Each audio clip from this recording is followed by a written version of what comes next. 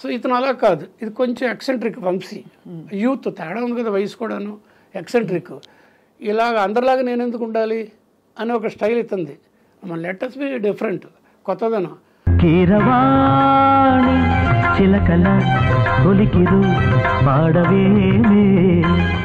There are rules, but letters break rules అని ఇద్దరం కలిసి చేసేవాళ్ళం.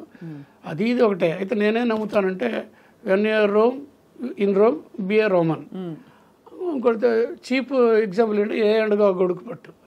అలాగా ఆయన దగ్గర ఆయన మనసును అర్థం చేసుకుని విశ్వనాథ్ గారి దగ్గర కొన్ని చోట్ల పెద్ద మాటలు మాట్లాడుతున్నాను, పరకాయ ప్రవేశం చేసి ఈయన ఇలాగ ఎక్స్పెక్ట్ చేస్తున్నారు నా సైడ్ నుంచి, కెమెరా సైడ్ నుంచి, కెమెరా మోడ్ నుంచి, జూమ్ టైమింగ్ నుంచి, మ్యూజిక్ అని అనుకొని తమకంతో చేసేవాడిని.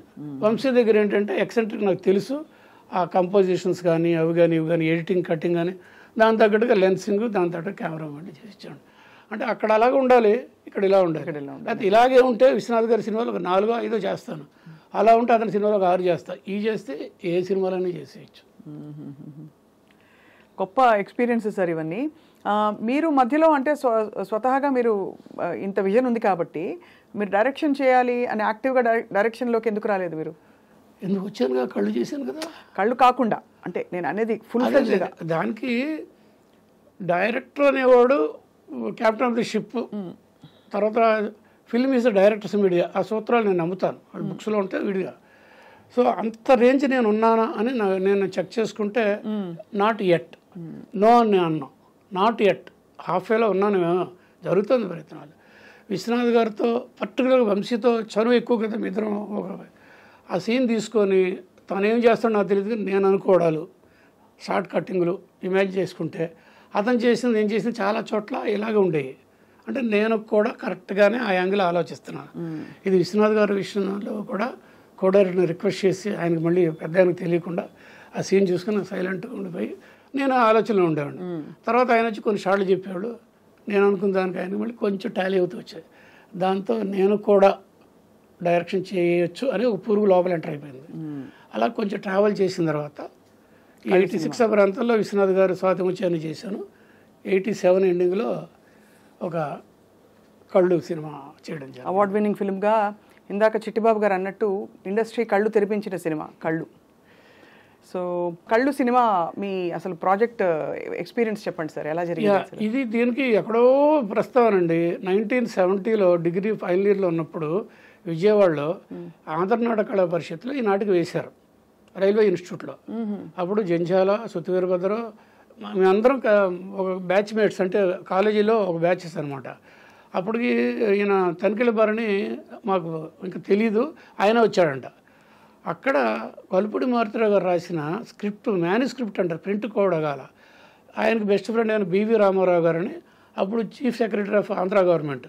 ఆయనకి చేరాను వేసుకోరా డ్రామా చేయరు అంటే ఆయన చేసిన పెర్ఫార్మెన్స్.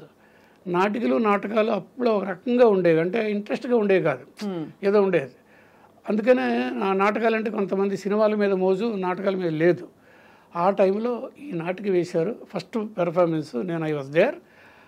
అయిపోగానే ఒకసారి హాల్ అంతా అసలు స్టాండింగ్ ఓషన్ వచ్చింది.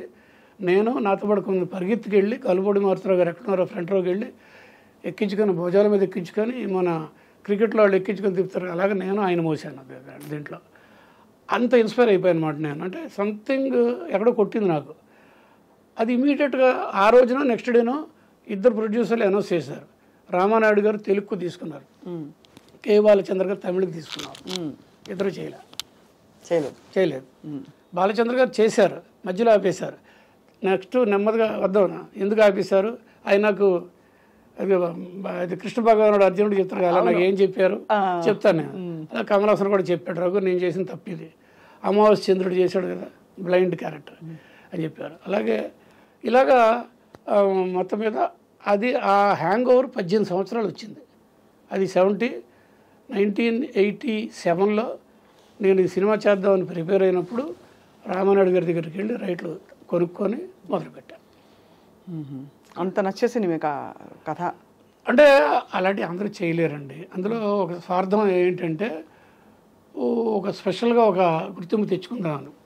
అంటే కీర్తికాంక్ష అనొచ్చు మీరు ఏమైనా అనండి నాకు తెలియదు. ఎందుకుంటే కూడా సార్ అంటే మీకు ఎస్ వెల్ డిజర్వ్డ్ మీరు మీలాంటి విద్వత్తు ఉన్న వ్యక్తికి ఆ రోజున యాక్చువల్గా ముందైతే మా బ్యానర్ మీద మహాలక్ష్మి ప్రొడక్షన్ అని చెప్పేసి మహాశక్తి ఫిలిమ్స్ అని మేము ముగ్గురు ఫ్రెండ్స్ కలిసి అనుకున్నప్పుడు జంజాల గారికి అడ్వాన్స్ ఇచ్చాం. గారు అన్న నేను, ఎందుకంటే జంజాల మేత కలిసే తిరిగాం. మేము జేవిడిఎస్ శాస్త్రి అంటాం, మీకు కొంత తెలిసే ఉంటుంది. అవును, జంజాల జేవిడిఎస్ శాస్త్రి, నేనైతే శాస్త్రి అనేవాడు అనుకోండి. అతనికి ఇచ్చాము అడ్వాన్స్. శాస్త్రి నువ్వు మా సినిమాకి నువ్వే డైరెక్టర్ అని. అది ఏ సబ్జెక్ట్ అంటే బ్యాక్ టు ఫ్యూచర్. అవును, స్పీల్బర్గ్ది. ఆదిత్య 369 తర్వాత వచ్చింది.